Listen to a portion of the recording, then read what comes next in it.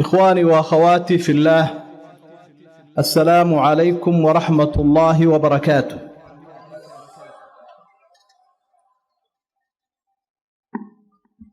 guurka sidaynu ogsoonnahay waa shay qof waliba uu ku fikirayo oo aan filayo wiilal iyo gabdhaba dhalinyaro badan oo halkan fadhiya inuu hamigooda yahay ama waalidkuba daayartiisa iyo dhalinyaradiisa uu leeyahay goorma wiilkaasi guursan doona ama inantaasi ay guursan doonta ama qofka guursan doonaana noocee buu noqonayaa.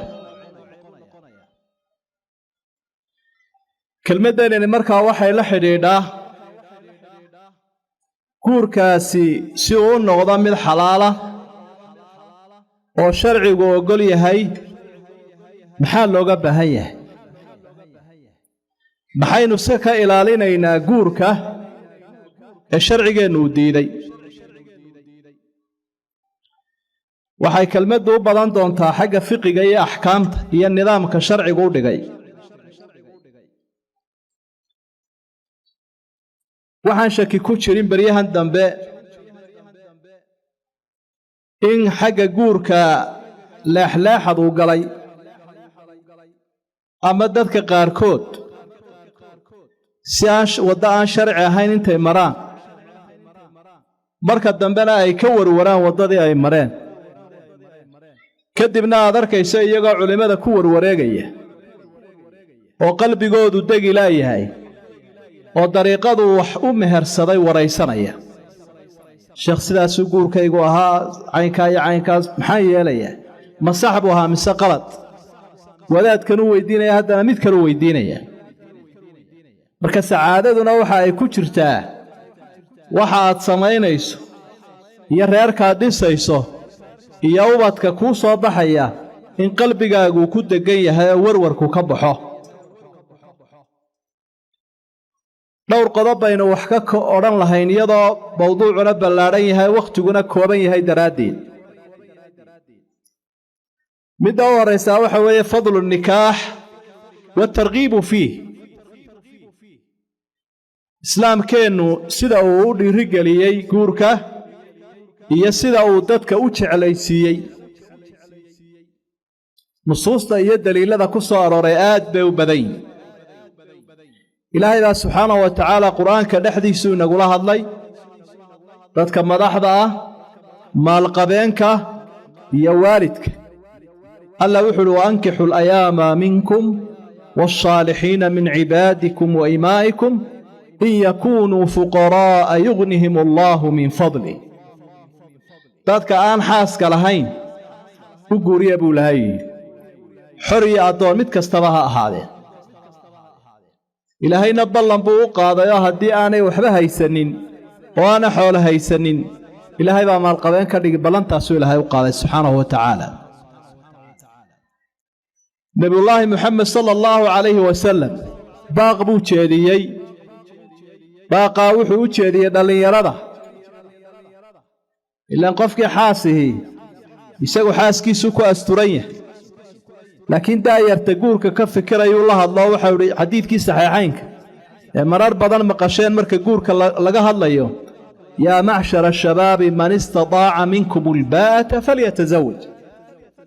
dhallinyaradiiow qofkii guurka kari karaya ha guursado. sidaasaa ishiisa u wanaagsan, sidaasaa ibtiisa hoosena u asturan oo xaaraan ishiisiyo ibtiisiyo cawradiisa uu kaga ilaalinaya. waan iska soo koobkoobaynaa daliilada guurka dhiiri gelinayaa way badayn ama ina farayaan. waxaa jira guurku waxa uu leeyahy fawaa'id, faa'iidooyin buu leeyahy laga helaya marka la guursado. faa'iidooyinkii waxaa ka mid ah sidaa uu nebi moxamed ba inoo sheegay sala allahu calayhi wasalam xadiidkaa saxiixeen akhriyayey: fa innahu aqadu lilbashari wa axsanu lilfarj. inuu qofku hammaddiisii guto, shayddaankii ka faa'iidaysan lahaana uu iska hakiyo. min akhtari aslixati ashaytaan ashahwa. hubka ugu adaga shaydaanku u isticmaalo bani aadamka dhallinyaradana in badan dadka sharka wada ay kaga faa'iidaystaan waxaa ka mid ah hamadda soomaydaan arag baraha bulshada waxaa ka soconaya iyo muuqaallada casrigan la baahinayo waxa u badana dhallinyarada lagu kharaabiyo caqligooda iyo indhahooda waxa weeye waxaa qaawana la soo bandhigayo marka uu qofku asturan yahay markuu xaas leeyahay qofku uu asturan yahay hamadiisii meeluu ku gutaabuu helayaa marka arrintaa uu nebigu sheegay sala allahu calayhi wasalam waata aynu kaga adkaan karna maanta mushkiladda jirta ee gaaladu ay ku abaabulayaan dhallinyaradeenna guurka faa'iidooyinkiisa waxaa ka mid ah waa heshiiska keliya heshiisyada ugu qaalisan marka heshiiska islaamka ee baycada laga yimaado ee lagu helo dad heshiisyada kale oo dhan ama maal baa lagu helaa ama kursi baa lagu helaa heshiiskan guurka dad baa lagu helaa inan la soo korsaday oo aabbiyo hooyo ay ku soo tabceen oo aqoon la soo baray oo maraysa marxaladdii qofkan loo aayi lahaa ayaa lagu wareejinayaa ninkaa oo xaas u noqonaysa oo carruur u dhalaysa oo aqoonteedii iyo awooddeediiba qaadanaya waana tuu nebigu inoo sheegay sala allahu calayh wasalam marka uu yidhi addunyaa mataac wa khayru mataaciha almar'atu saalix xadiidkii muslim ku sugnaa adduunyadu waa raaxadeedana waxa u wanaagsan ruuxa dumarka ah ee fiican waa heshiisaa dad ku heshay mar kale nebigu wuxuu inoo sheegay sala allahu calayhi wasalam weladka wanaagsan halkee laga helaa weladka iyo ubadka fiican halkuu ka soo baxaa suuqa lagama soo iibsado cid kalena kuma siiso ilaahay baa ku siiya sababna wuxuu ga dhigaa guurka aw waladun saalixun yadcuu lahu qofku markuu dhinto waxyaabuhu u aaya waxaa ka mid ah welad wanaagsana u soo duceeya marka uu daciifuu tamar darraadana cidda isgarab taagaysee caawinaysa waxa weeyaan weladkaa wanaagsan wiil iyo gabadh mid kastaba ha ahaado welad wanaagsan inuu noqdana ilaahayna waa baryaynaa innaguna waynu ku dadaalaynaa rabbanaa hab lanaa min aswaajina wa duriyaatina qurata acyun wajcalnaa lilmuttaqiina imaama guurku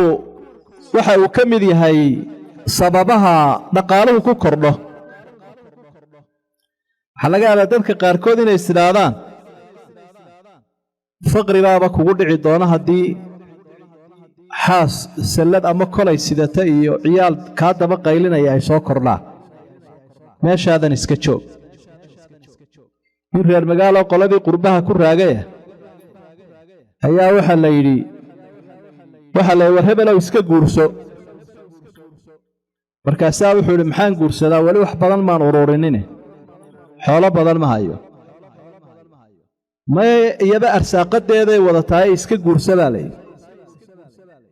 waayahay buula markuu guursado toddobadii cishee u horraysayba biilka saarayay miiska ayuu iyadii la hadlay markaasaa wuxuu idhi heblaayo saaxiibbadee waxay ii sheegeen in arsaaqadaadii wadatay arsaaqadaadii meeday war wixii aa sheegaysa wuu socon waayey buuhi 7 cishaannu joognayo waxba may keenin buuhi marka inaad sidaa noqoto maaha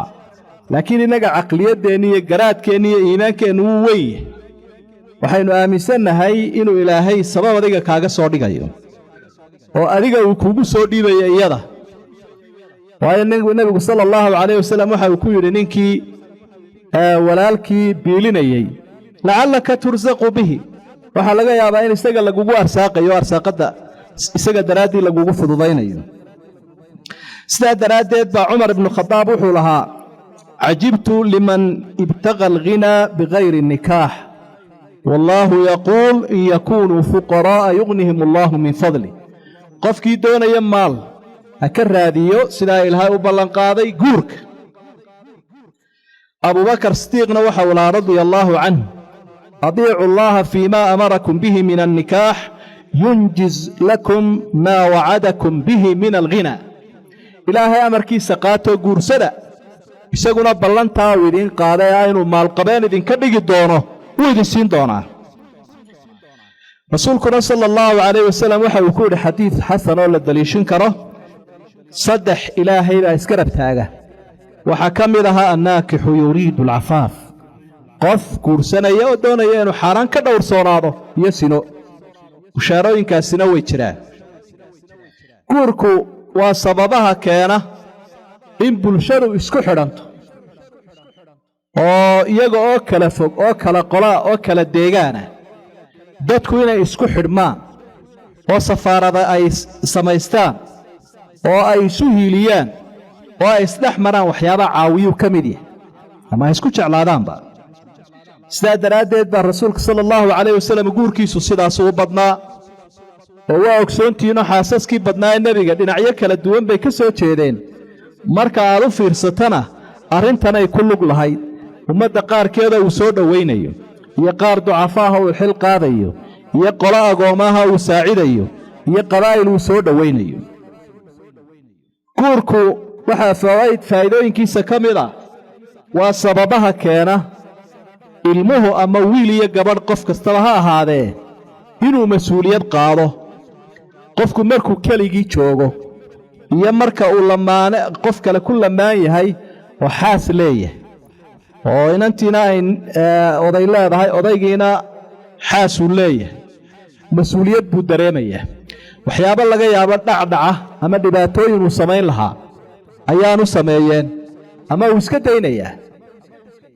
sidaa daraaddeed baa dhalinyarada qaarkood oo markii hore yara fudfudaa kolka loo guuriyo ayuu isbeddel sameeyaa oo inantu waxay ilaashanaysaa ninkaa odaygeedaaba ilaalinaysaayo wixii xaaraana iyo ciyaala suuqnimaha uu ku dhici lahaa bay ka ilaalinaysa wiilkuna waa saas oo kale waa ka nabigu la kullukum raacin wa kullukum mas'uulun can raciyati qof waloo idinka midiba mas'uul weeyaan waana raaciya waxbuu ilaalinayaa waxa uu ilaalinayana waa la weydiin doonaa aakhiro markaa wuxuu ka soo bilaabay madaxweynaha iyo ninkii reerkiisa ilaalinaya iyo ooridii aqalkeedii iyo ubadkeedii ilaalinaysa iyo qofkii shaqaalaha ahaa markaa mararka qaarkood waxaa laga yaabaa inuu idhaahno ma qaadi kara xile waa in lagu tijaabiyaa waaba laga yaabaaba inuu ku tababarto mas'uuliyad uu qaado guurku markaynu fawaa'idkiisa intaa kaga soo gudubna lahu aadaab buu leeyahay guurkii mashruuca ahaa baynu ka hadlaynaa ee sharcigu oggolaa aadaabtiisaasina qaar sunnaana way leeyihin qaar waajibana way leeyihin waxaynu soo horraysiinaynaa kuwa sunnaha ah aadaabtaa marka la ilaaliyo wuu barakoobayaa reerka waxaa loogu baahi badan yahay waa barako qoyska la dhisayo ee wiilka iyo gabadha isu yimi ay dhisayaan ama ooridii odaygu barako ugu baahi badan yahay sidaa daraaddeed baa rasuulku sala allahu calayhi wasallam ducadiisu waxay ahayd barako inuu ugu duceeyo reerkaa la dhisee cusube arooska ah baaraka allaahu laka wa baaraka calayka wa jamaca baynakumaa bikhayr waxyaaba aadaabtaas waxaa ka mid ah alikhtiyaar biddiini waalkhuluq in doorasha jirto oo wiilku uu doorto oorida ubadkiisa hooye u noqonaysa iyaduna odayga carruurteeda aabba u noqonaya waa inay doorataa waxa lagu dooranayana nebi moxamed baa inoo tilmaamay sala allahu calayhi wasalam ragga iyo dumarkaba waa diin idaa jaa'akum man tardawna diinahu wa khuluqahu fasawijuuh idaa aataakum markuu idiin yimaado qof ama nin aa ka raalli tihiin diintiisa iyo dhaqankiisa u guuriya hablaha gabadhiina wuxuu idhi fadfar bidaati diin dadku wax badan bay dumarka ku guursadaane ta diinta leh ogow maxaa loo dooray ta diinta leh ama ninka diinta leh maxaa loo dooranayaa waxaa loo dooranayaa qofkani wuxuu guurka ka aaminsan yahay inuu yahay cibaado qofkan walaalkiia ee la soo rafiiqaya ee nolosha la qaadanaya kuma xadgudbayo kumana tacadiyayo ee ixsaanka uu samaynayo iyo cadaaladdiisaba wuxuu isku dayay inuu ilaahay ugu dhowaado subxaana wa tacaala halka qofka kale aan diinta lahayn laga yaabo inuu iska danaysto danaha qaarkood markuu ka waayana inuu iska weydaarto waxyaabaha sunnaha waxaa ka mid ah annadaru ila azawji aw izawja labada qof ee xaaska noqonayaa istoorashadooday ka mid tahay inuu midibaka kala arko eegmadii sharcigu uu xaaraantinimeeyey labadan kala jinsiga ay seegi lahaayeen xaaladda guurka waa la fasaxay sababta loo fasaxayna waxa weeye qofkan inuu kan kale ku qanco oo hadhow aanu ka soo boodin oo reerku aanu burburin oo furiin aanu imanin sidaa daraaddeed baa ilaahay wuxuu uhi hunna libaasun lakum wa antum libaasun lahun dumarku dhar baydiin idinkuna dhar baa utiin waa hugii aa xidhanayseen waa isku asturantii dee waxaynu ogsoonnahay qofku markuu imika taga bacadlaha iyo halka dharka lagu iibiyo iskama soo qaatee wuu doortaa waanu eegaa wixii uu ku qancaa buu qaataa ilaahay baa wuxuu subxaanahu wa tacaala fankixuu maa daaba lakum min annisaa'i mathna wa hulaatha wa rubaac tafaasiirta badiica qaarkood baa waxay odhanayaa fankixuu maa daaba lakum waxaa guursataan wixii idin qurux badan macnaa qofku waxa uu ku qanco ee uu jeclaysto ee eegmadu ay u faa'iidaynayso weeye mugiiratu bnu shucba asxaabigii la odhanayey gabadh buu doonay inuu guursado nebigu wuxuu ku yidhi sala allahu calayhi wasalam unduru ilayha fa innahu axraa an yu'dama baynakuma inanta iska soo eeg iyadana waxa la doonaya ina iska eegta inanka sidaasaa ku wada joogi doontaan buuha guurkiinnu uu daa'im ku noqon doonaa oo qofku aanu ka murugoon doonin guurkaa isaga ah waa xadiis saxiix intee laga eegaya ruuxa dumarka ah miyaa la qaawinayaa miyaa la sawirayaa ma kabarad baa lagu rakibayaa sidee la odhan qaflad baa lagu qabanayaa waxaa laga eegayaa intaa muuqanaysa markaa ay shaqaysanayso wejigiiyo labada gacmood kugu filan wejigeeduna kugu filan gacmaheedaasina kugu filan intii ay bannayn karaysay intaasaa laga eegayaa culimmada qayb ka mid ihi qadiyadda eegmada oo runtii maanta mushkilad badani ka taagantay oo inankii inantii waxay iska dhiganayaan muraayad la iska daawado oo midwaka kale weligiiba hor fadhiyo shuruuday ku xidhaan culimmadu guurka mashruuca ah shuruudaha waxaa ka mida labada qof ee isguursanaya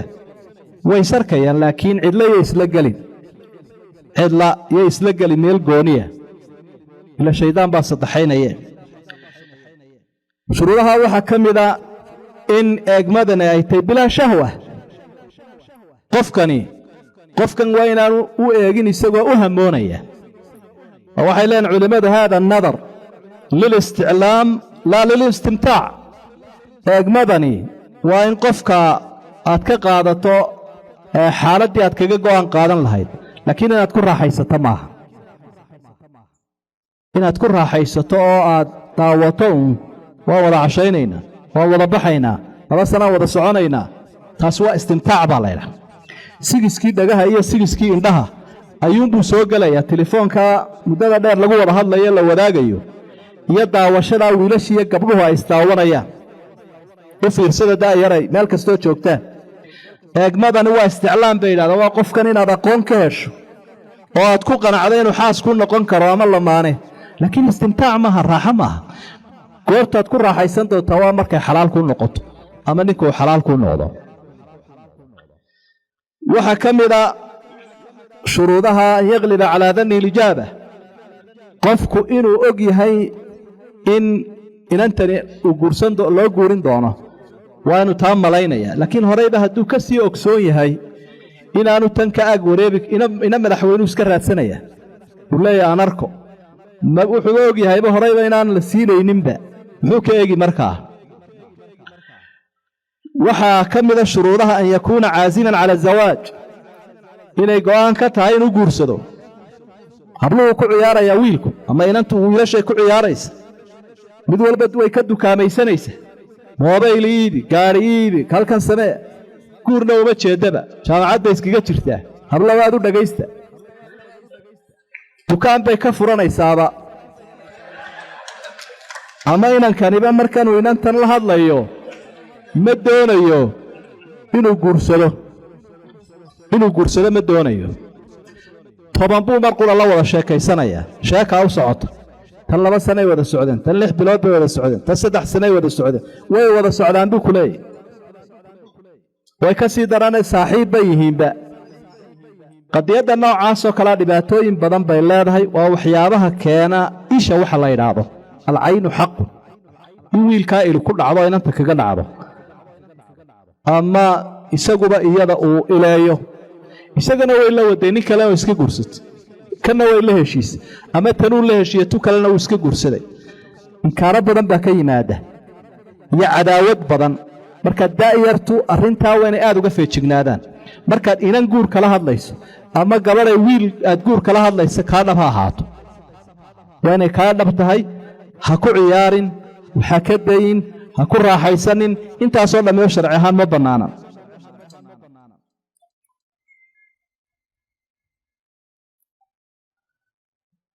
shuruudaha waxa kamid ah bay leeyihiin culimadu eegmada iyada aan yukhatiba bihi almar'a ruuxa dumarka inuu ogeysiiyo laakiin hadduu idhaahdo iyadoo qaafila baan eeganayaa waxaan u gelayaa marka ay ama xamaamka ku jirta ama aqalkeeda dhexdiisa taagan tahay iyadoo qaawan buu arki karaa sharcigu ma saamaxaya taa hadday soo aroortay asxaabta qaarkood inay iyadoon ogeyn eegi jireen dee waa maray shaaric maraysay laakiin marka aad eegmadaa doonaysa rag iyo dumar mid kasta aada weliba dumarka waa inuu qofkan iska og yahay ood ogeysiiso horaynu soo sheegnay waxay leeyihiin allah tatuula fatratu alkhutuubati ligayri mubarir muddada la wada soconaya waa inaanay dheeraanin qofka waad la hadlaysaa waad iska eegi kartaa laakiin hadday muddadu dheeraato waxaa ka soo baxaya labada qof inay isu qaataanba inay isqabaanba soo meedaan arag laba qof baa imika la isu meherinayaa daqiiqad kadib bay ka soo baxayaan baraha bulshada iyagoo dhexdaysaysto oo isla sawiran markaad weydiisaad tidhaahdo sawirkani goormuu ahaa ayaama ka hor bay odhanayaan leanna way isla soo qabsadeen marka waxay isu qaateenba inay isqabaanba marka waa inaanay dheeraanin muddadu waxaa dhici karta mararka qaarkood in dhallinyarada qaarkood oo wiilala oo aan ilaahay ka cabsanayn inanta ay rawxaanta ka qabaamiyaan ay idhaahdaanba haata waynu isku raagnee aan istijaabinoo xumaantiiba ay ku dhiiradaan oo shaydaankiibaa saddexaynaya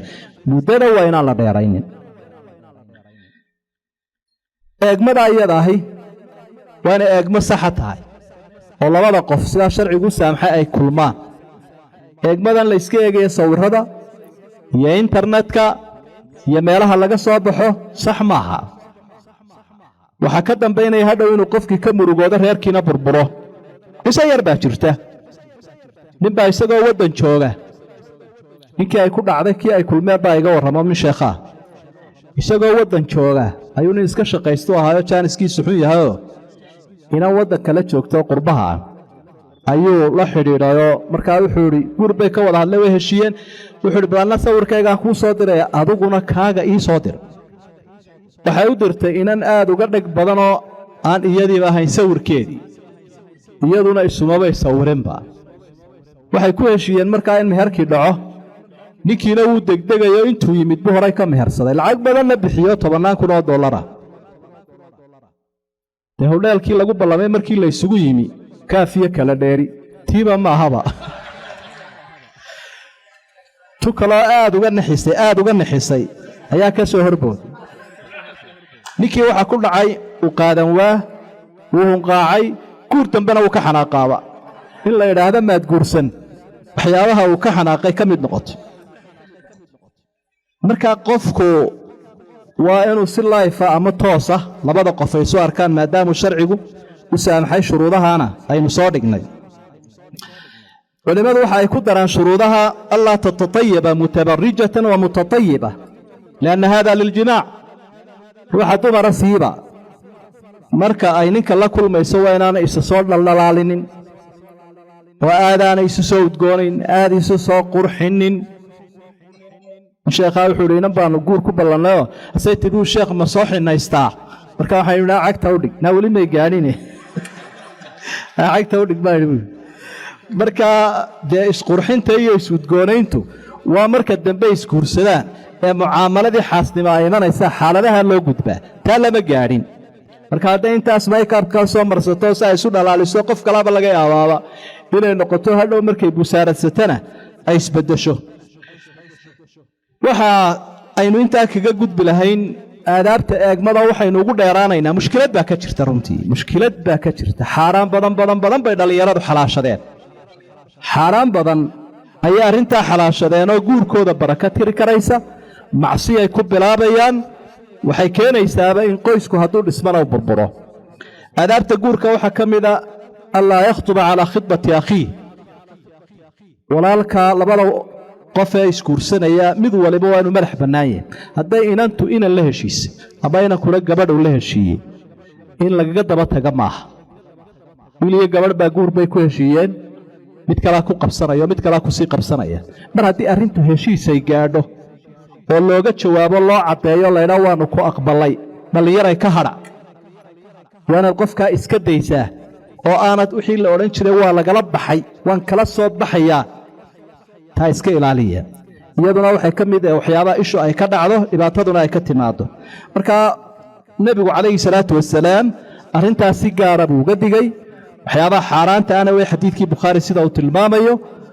qofka muslimka ah ee walaalka ee qof kale guur kula heshiiyey adigu ha kala bixin inantana way dhici kartaa inantanoo nin kula heshiisay guur inay iyadu ka sasabato oo ay tidhaahdo war caynkaa iyo caynkaasaan hayo saas ay wax ku akhriday ka kaxaysato haadaa kalad guurka waxyaabaha aadaabtiisa waxaa ka mida inanta hadduu soo doono qof kuf u ah oo gayaana oo aadaabtaa waxyaabaha aynu soo sheegnay akhlaaqdii lelo diintii leh inaan loo diidin inanta waa mushkiladdii soomaalida oo aan qolo uu yahay daraaddeedna loogu diidin kii aan doonaya reer hebel ma aha ama waxbarashay ku jirtaa ama way shaqaysaa waxyaabaha badan ee aynu runtii ku marmarsoonno waxaana arrintaa daliilo ah sidaynu soo maraynay nebigu calayhi salaatu wasalaam dee wuxuu ina faray marka uu qof gayaanhi yimaada in loo guuriyo gabadhi waa guuru joog marka haddaad u diiddo nafsibaaba dhici karaba way guur waayi kartaaba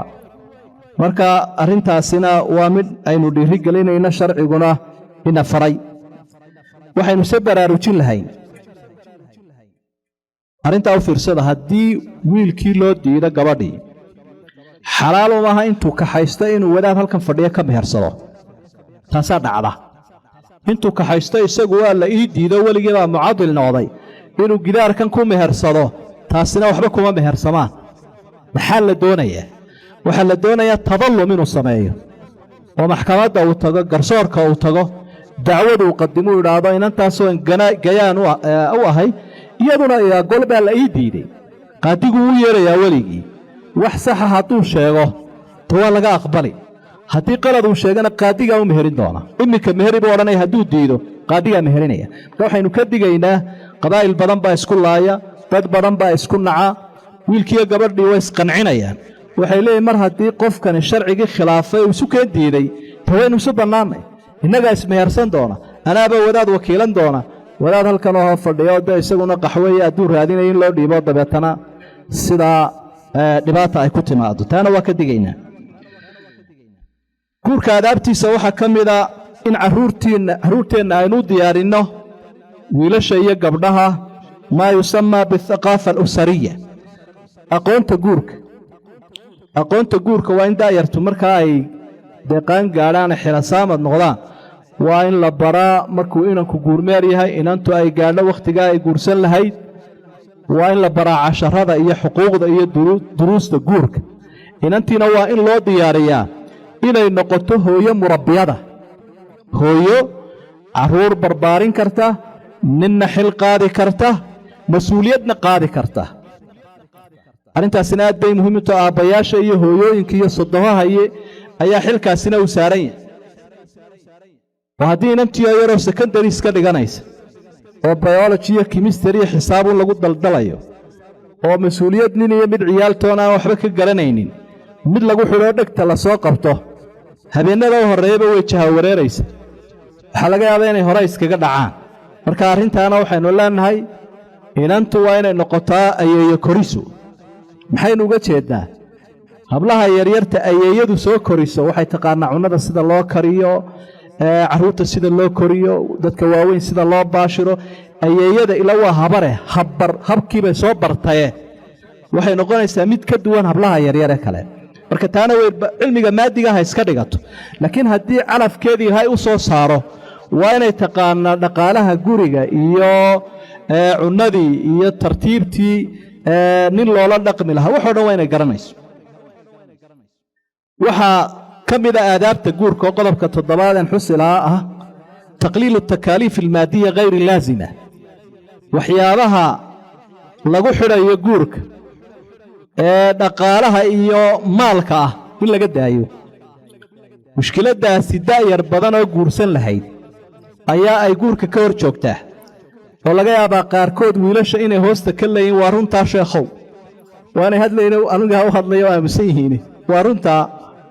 marka inankii la weydiiyo meher $10,000 iyo lacag intaasoo $1,000 gabaatiya iyo intaasoo yarada iyo xeeryihii sodohdu ay la soo fadhiday iyo dahabkii iyo filinjarkii horta intaan gurigiiyo wax kaleba la gaadhin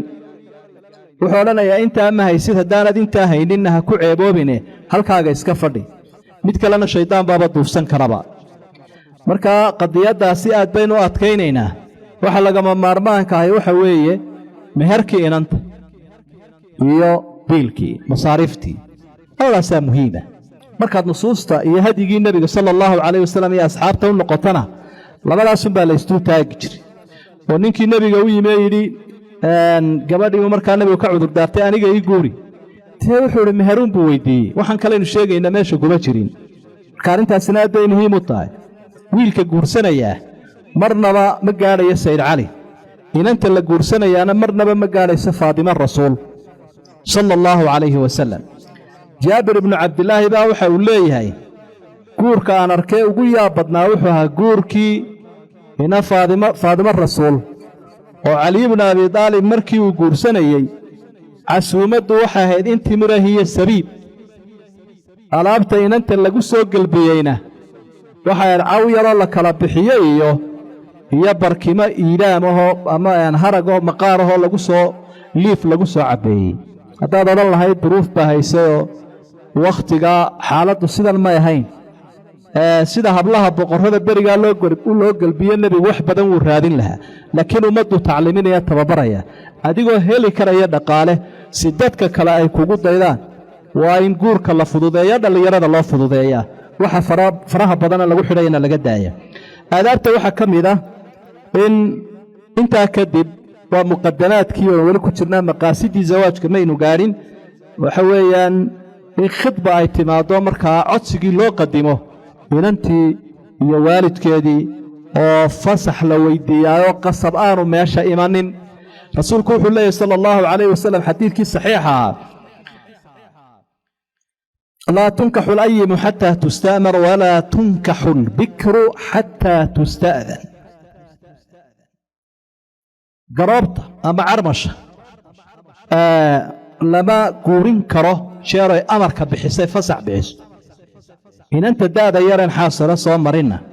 iyadana idan baa la weydiinaya idankeedu waa maxay bay yidhahdeen asxaabtu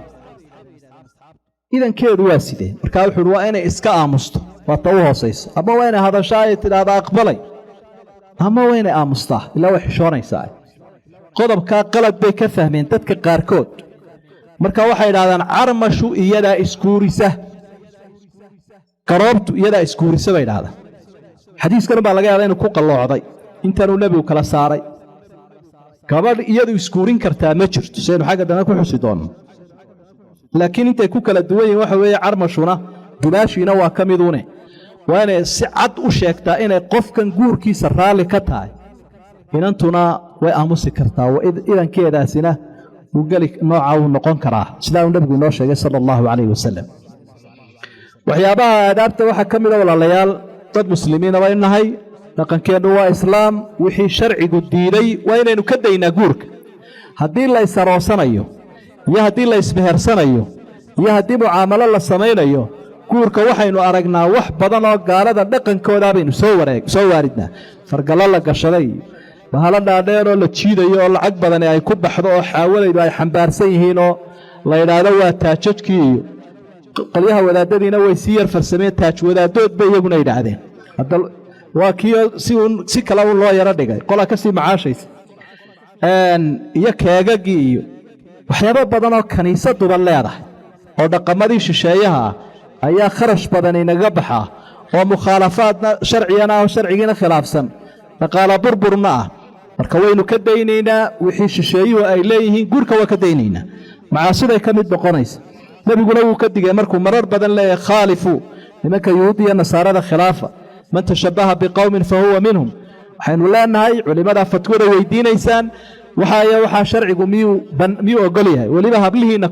koofeerada haysta iyo saaloonnada iyo goobaha qurxinta maxaa sharcigu ogol yahay aroosadaha loo samayn karaa ama wiilkiiyo gabadha loo samayn karaa maxaanse la samayn karin wixii xalaalo waa inaad samaysaan barakadu saasay ku jirtaa aadaabta waxaa ka mida istikhaara oo had iyo jeer marka aad la doonayo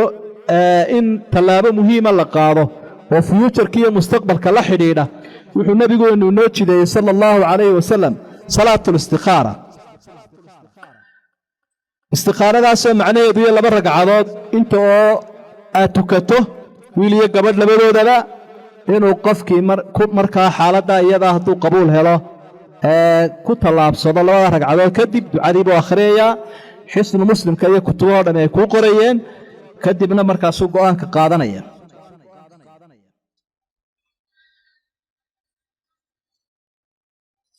waxaynu usii gudbi lahayn hadda waxyaabaha lafdhabarta waa guurka oo aqoon inaa u qaadataan ay tahay oo aydan fudaysan karin guurku wuxuu leeyahay shuruudo lagama maarmaana shuruudaha waxaa ka mida in inuu weli jiro weligu waxa weeye inanta mas-uulkeedii aabbaheed buu noqon karaa awowgeed aabbo walaalaheed sidii ay u kala dhowaayeen dadkii dhaxalku marka ha ka dulboodina dhallinyaroy weliga inantu way ismeherinaysaa iyo wadaad baa meherinaya cid bay wakiilan kartaa maya haddaanay iyadiiba ismeherin karaynin cid ma wakiilan karayso marka taana waan adkayn lahayn nebiguna calayhi salaatu wasalaam xadiidkii saxiixaa buu inoogu sheegay markii uhi laa nikaaxa ilaa biwaliy guur ansaxayaa ma jiro jeeroo la helo weli xadiidkii kalena waxaa gabadh kasta oo guursato weli la'aantii guurkeedu waa baatil 3 jeer buu ku celceliyey nebigu calayhi salaatu wasalaam marka qadiyadda iska hubsada iyay qabashiiyo madmadow gelin qofka xaqan leh lama weydaarin karo waxaa dhacda mararka qaarkood malaha dee miyigay ka jiri jirtee magaalooyinkana inay timaadaa laga yaabaaye ehelkeediiyo inanta halkan jooga in lala baxsado magaalo kaloo fog la geeyo la yidhaahdo waa la masaafeeyey halkaasaa lagu meherinayaa waxba kama ansaxayaan guurka noocaasa guur xalaalo maaha lagumana talageli karo mas-uuliyaddan ciddii lahayd iyo xaqan ciddii lahaydna waa la dhaafiyey oo inanta ehelkeediiya xaq baan uu leeyahay weligii inanta iyo mas-uulkeedu inuu yidhaahdo waan guurinaya horta ha lai soo celiyo laakiin dhibaatada jirtaa waxa weeye qallooca dhaqankeenna galayna ka mid ah marka uu qofkaasi yidhaahdo raalli kama ihi ninkaa ama sidaa wax loo sameeyey raalli kama ihi ee arrinkii gacantayda lagu soo celiyey inay yidhaahdaan intay wanjal wax la ydhaha bay sameen uu ku rogayaa waxaad u jeeddaa miyaa ma geyno inanku inanta ma gayaad u jeeddaa miyaa oo annagoo reer hebelabaadna xaqiraysaa waabaannu iska mehersannay saacaddaa laga bilaabo guurku qasab ma galo xoog iyo xiniinna maaha laakiin xalaal baa la doonayaa xalaashuna waa sidaa sharcigu inoo dhigay in weligii la maro oo aan la dhaafin ama wakiilkiisa labadaa haddii la waayana nebigu calayhi salaatu wasalaam waxa uu leeyahay fasultaanu waliyu man laa sultaana lah inanta weligeeda la waayo ama mas-uulkeeda qaadiga ummadda wuxu meheriyaa guurinaya waxaa sidoo kale oo guurka shuruudihiisa ka mida 2 markhaati shaahidaanka jumhuurulculamaa sida culimmada islaamku ay u badan yihin markhaatiyada waa inaan la dhaafi karin waana iclaankii iyo muujintii guurkay ka mid tahay hadday 2 qof ninkii weliga ahaa iyo ninkii inanta guursanayay labadoodii meel soo wada fadhiistaan oo idhaahdaan inantii waa kuu guurin ansixi maayo guurkaas wuxuu leeyahy inantii waan kuu guuriyo labadeennaa dhammaynay caaqidaanka ah ma ansaxayo iclaanka iyo ogeysiiska iyo muujinta guurka waxaa ka mid a cid markhaatiyaalo weliba raga inay goobta joogaan guurka waxaa ka mid a aadaabtiisa waajibka inuu qofka la guursanayahay qof muxsana cafiif oo dhowrsoon oo aan sino iyo xumaan iyo xaaraan iyo qulunka lagu aqoonin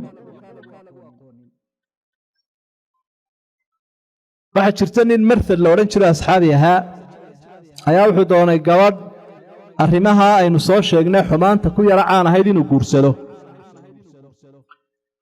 ilaahay baa subxaanahu wa tacaala aayaad soo dejiyey uu nebiga jawaabtii ka xil qaaday arrintaana uu kaga joojinayo الزاني لا ينكح إلا زانية أو مشرك والزانية لا ينكحها إلا زان أو مشرك وحرم ذلك على المؤمنين marka qofkan lamaanihiisu waa inuu yahay qof lamaanaho nadiifa oo aan xumaan caan ku ahayn kuurka adaabtiisa waajibka waxa kamid ah inay kafaa jirto kafaadu waa maxay matiin dadka qaarkood ay oran jireen intii isku qolaaba qabaa'ilka qaarkood la kala saari jiray qofkani midabkaas iyo kana waa midabka qofkani waa dabaqada sare kana waa dabaqada hoos kana waa maal qabeen kana waa faqiir maya waxa tadayunka diinta way laba qof oo kala diin isma guursan karaan oo qofkii muslimka ahaa qof gaala ma guursan karo inantii muslimadda ahayd u fiirsada dhalinyaradiina dabadda kana ila wanaagsan jinsiyad wanaagsan buu sitaa waadaanu iska helnayba waan iska xambaartayba waxaasi ma jiro waa inaad eegtaa hadday qof muslimata oo islaamku kaa dhab yahay maxaa xalaala naftaadu habbi ay ku noqonaysaa ee qalbigaagu ku degayaa ee aanad ka warwaraynin marka gabadha muslimadii xalaal uma aha nin gaala ninka muslimka ahina gabadh gaaladihi xalaal uma aha sida ilaahay ku cadeeyay aayadka suuratul baqara hal mar baa la sheegay waa markay ahlu kitaab tahay cafiifada yahuudiya nasaarada ka tirsan tahay waanay dhowrsoontay labadaa shardi sida loo helaa maanta way aragiinba in la helo tu cafiifada oo gaalada ka mid ah hadda way iska adag tahayba oo ilaa intay 20 jir ama 18 jir gaaraysay gabadh weyn noqoto aan ninba soo aragba oo ala agabkeedu u asturay uu xidhiidhayo gaalada in la helo hadda way adagtay mid ahlu kitaab oo kitaabku ka dhabiya in la helaana way adagtay sidaa daraadeed qofka muslimka ahi waxa badan ehelkiisii muslimaadka ahaa inuu kuwa guursado ku gaabsado ayaa u fiican guurku waxa uu leeyahay wax la yiraahdo siiqa erayo heshiiskan isaga waa heshiiskii qaaliga ahaa lagama dulboodi karo laydhuun in la isu shido gariina oo la yiraahdo waynu isla garanay haata mar haddaynu isku afkaranay inaynu isguursanno waynoo dhantay waxa laga maarmaana erayo la isdhaafsanayo oo caqadka iyo heshiiska lagu saxiixayo oo caddaynaya raalli noqosho labada dhinac inkii nabigu u guurinaya wuxuu zawajtuka bima macaka min alquraan ala maca alxadiid quraanka aad taqaanaadaan kuugu guuriyey inantaa iyada inaad aduguna sii barto marka erayada iyada waxay isticmaali doonaa inanta mas'uulkeeda iyo ninkii guursanayay ama walaadka u wakiisho guurka inta hadeenu ku dhaafno aadaabtiisii sunnahayd iyo aadaabtiisii waajibka ahayd wax yar oo kooban waxaynu dul mari doonaa halkaa waxay nooga soo baxay qaybo guurka ka mid ah oo aynu iska ilaalinayno sharcigoodna inoo diiday daraadii oo xaaraan uu yahay awgeed guurarka waxa ka mid ah gabadhin qabo in la guursan karo guurkaas waa mamnuuc albaab xidhan weeye sidoo kale gabadh ama ruux dumara oo nin furay oo wali aan cadad bixin oo qof kale ka cidda tirsanaysa oo waqtigii sugitaanka ku jirta in iyadana la guursado ama guur lagala hadlo mana guntamaya waana xaraam qur'aankana ilaahay subxaanahu wa tacaala waa kaga hadlay walmuxsanaatu min annisaa walaa taczimuu cuqdata annikaaxi xataa yabluqa alkitaabu ajalah gabadhaa iyadaa guurkeedu ma guntamaya dhaqan xumo iyo wax aan wanaagsanayn weeye casrigan oo sharaf darro ah oo gobonnimo darro ah inay dhacdo mararka qaarkood oorin nin qabo oo xaas nin kale u ah inuu mid kale ka sasabto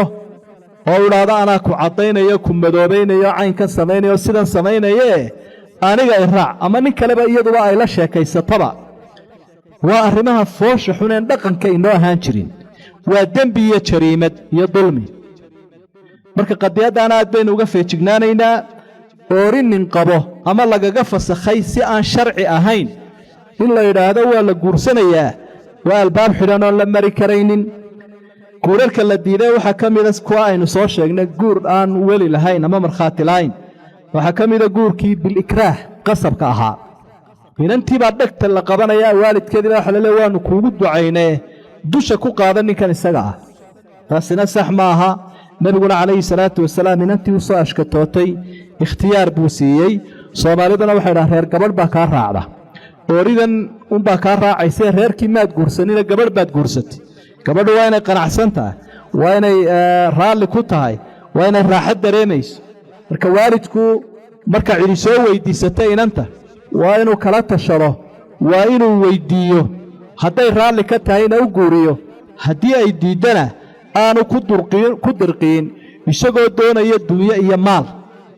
sodohahna ha la ogaado sodohdu guntinta nikaax iyo guurka iyadu ma laha aabbaha inanta le laakiin inanta hooyadeed kollayna in la dhaafo maaha haddii aad iyadoo kuu cadhaysan ama guurkaba diidan waa dhallinyaradan la hadlayaa haddaad ka dulbooddo in miina kula kacda laga yaabaa markaas sodohdii iyaduna waa inay guurkii raalli ka tahay oo ay wax kula riixaysaa haddii laga yaabo xagga inanta hooyadeed inanta marka ay safkarataan in hooyadeedna ay safkarataan odayga waxaa laga yaabaa inuu isaga laydhka loo shigo laydha arrinku u dhan iyo dhamme haddii kale in wax ka dhagaxaan loo dhigaa laga yaaba marka waalidka aabbe iyo hooye mid kastaba ha ahaadee waa kuwa wax kula wadaya aabbe iyo hooye cusub baa kuu soo biiraya waa inaad iyagana la tashato waalidkiina inantii aanu dirqiin guurkii waxaa ka mida gaalada si aynu hore u soo sheegnay ruuxii dumarkayda aan dhowrsoonayn zawaajulmuxaramaat ayaa ka mida inanta ehelkaaga ah ee abtirsiima idinka dhaxayso sidaa suuratu nisaa ilaahay uu kaga warramay 7 dumarka ka mida dhallinyaroy ayaa guurkooda uu xaaraan yaho tafsiirkooda idinka dhegaysan doontaan suuratu nisaa iyo 7 xagga nuugmada ah oo gabadha aad ama ruuxa dumarkeed naaskeeda jaqday gacaltooya idin dhex martay saayaadka ilaahay uu ku cadcadaynaya waa soo koobkoobaynaaye markaa nuugmada iyo naaskoo la jaqana gacaltooyadaasoo kalea ku timaada oo iyadana waxaa ku xaaraan noqonaya guurkii kadaalika almusaahara xidhiidhnima iyaduna jirta oo dumarka 7 qayboodoo dumarka ka mida ayaa guurkoodu xaaraan yahay xidhiidhnimaydan dhex martay daraaddeed taasina kolley aqoon dheeraada u baahan tahay iyo fiqiga in aad loo akhristo ooridii aabbahaa uu qabay ama ka dhintay ama wiilkii adigu aad xaaskii wiilkaaga ooridiiada tii ay walaalahaayeen eedadeed habaryarteed dadka caynkaasoo kale rabiibadii xaaskaagu ay wadatay xaaskaaga hooyadeed dadkaasoo dhan guurkoodu waa xaraam laakiin inagu ummadaha shisheeye kuma dayanayne tallaabadaynu qaadayna guurka ku saabsanba maxaa sharcigu ogol yahay baynu odhanaynaa dadka guurkoodu la diiday waxaa ka mid a ruuxii dumarka ahayd ee khaamisad ahayd haddii markaa 4 dumara qofku uu qabo sharcigu tushanaad uma ogola waa ka xidhan yahay baabkaas fankixuu maa daaba lakum min annisaa'i matna wa hulaatha wa rubac 4 buu sharcigu ku joojiyey wakadaalika almulaacana licaanka dadku ma wada yaqaanee haddii ninkiioo xaaskiisii licaanka waxaa la yidhaahdaa uu dhex maray oo suuratu nisaa ilaahay uu ku sheegay dib uguma xalaalaha inuu guursado wa faraqa bayna almutalaacinayn nebigu u kala kaxeeyey labadii qof ee dhaartu ay dhex martay ama sidaa u kala tegey nikaax bishardi alfaasid shardigaa guurkiiba lagu xidhay ka soo hor jeeda xuquuqdii zawjiga ahayd marka la guursanayo waxaaba shardi laga dhigay inaanay meher yeelanin oo aanay masruuf yeelanin oo aanay kada yeelanin waxalla wixii guurka ka dhalan jiray ayaa meesha la deedifeeyey shardigaa isaga ahina waxa uu meesha ka saarayaa guurkiibaa ku buraya oo wax shuruudii waa inaanay la soconinoo caqadka ka hor imanaya guurarka la diiday waxaa ka mida nikaaxa mu'aqadka ah ee wakhtiga leh sida nikaaxu almuxallil waa nikaaxu lmutca oo sharcigeennuba uu diiday axaadiidta rasuul ka sugan sala allahu calayh wasalam berigii hore wax la isticmaali jiray buu ahaa wakhtigii jaahiliyadii bilowgii islaamkana nebigu waa yaro fasaxay nikaaxulmutca markii dambena waa la xaaraantinimeeyey waxaa mar la wada xaaraantinimeeyey hilibka dameeraha iyo nikaaxulmutca oo imminka shiicadu ay sii isticmaasho ninkiibaa ruuxan dumarkaa wuu guursanayaa wuxuu leeyahay sanad uun baynu isqabaynaa waa nikaax dhayt buu leeyahy dhaydkaa marka la gaadho waa exbayr dhayt buu noqonayaa sanad uun baynu isqabaynaa buu leeyahy kadalik sidoo kale waxa la mid ah isaguna nikaaxa ay Soomaalidu mararka qaarkood isticmaalaan maxlal bayna nikaaxul muhallal labadoodaba waxa lagu xaaraantinimay waqti baa ku xiran oo waqti baa la socda nin baa dalqadii ka dhamaanaya ninkii yooridiisii dib bay iska jeclaanaya sida marar badan dhacda culimadina waxay u fatwoonaysaa dalqadii way dhamaadeen oo ilaa ay nin kale soo guursato xalaal kuma sida quraanku sheegay fala tahillu lahu hatta tankiha zawjan ghayra kadibna mid buu la hadlayaa in adeerkii ama asxaabtiisa wuxuu leeyahay meherso ha ku fogaanin kaalaha dhacay intood yara mehersato ayuun baad habeen isyar arkaysaan kadibna dee ii soo daa nabigu ka digay sallallahu alayhi wasallam arinta iyada inay xaraan tahayna waa laga faa'iideysanaya xadiidkaas rasuulka ka sugan sallallahu alayhi wasallam ataysal mustacaar buu nabigu ku tilmaamay orgac la soo amaanaystay qofka noocaas oo kale u dhaqmaya waxa jiri jiray waqtiyadii jaahiliyada nikaaxyo wax nikaax lagu sheegay oo carabtu ay isticmaali jireen laga yaabo gaaladuna hadda inay isticmaasho waxa kamid ah nikaaxul badal oo labadii dumar ay isdhaafsanayaan anigu taada waan ka helay maadii badali saan dharka loo kala bedesho kale marka aanu iimaan jirin akhlaaq la'aan baa meeshii ka soo baxaysa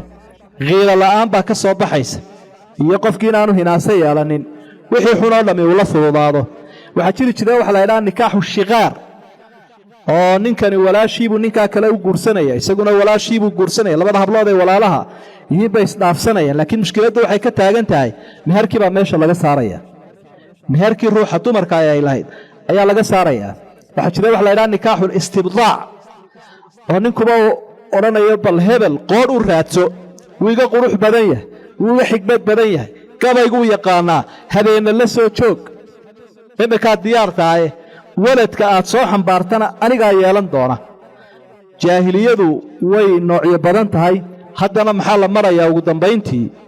ragga iskuursan kara iyo dumarba iskuursan kara halkaasay la marayaa tii hore haddii lala yaabsanaa waa ka sii dartayba waxaynu ku soo ururinaynaa guurku waa arrin masiiriya waa caqad qiimo badan waa caqad la doonayo in nolosha lagu qaato oo la isku waaro sidaa daraaddeed waa inuu si xalaala u dhacaa laga ilaaliyaa turunturada iyo xaaraanta kaa mashruucaana aynu raacno kaa mukhaalifka ah ee mamnuucaana aynu ka feejignaano dhallinyaro waa la guursadaa un arrintu maahee